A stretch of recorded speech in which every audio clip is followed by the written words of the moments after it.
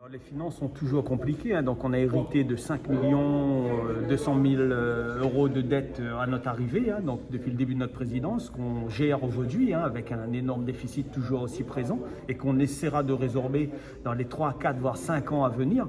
Ensuite, négocier avec nos partenaires, hein, donc pour que justement on puisse échelonner, étaler nos dettes et reporter tant que possible.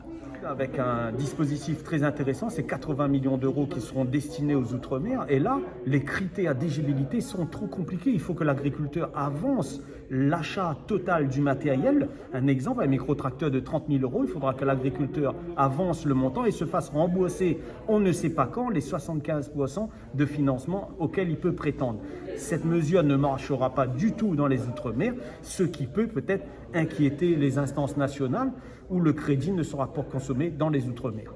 Donc on est toujours dans l'incompréhension où une nouvelle équipe a été élue par les agriculteurs, par les planteurs aux commissions mixtes d'usine avec une majorité large de la FDSEA et JA et qui n'ont pas encore pris leur fonction au sein de la CPCS, la commission paritaire canne sucre. Justement, c'est de l'incompréhension de notre part et surtout que le président actuel avait annoncé qu'il allait démissionner et ça ne s'est pas fait.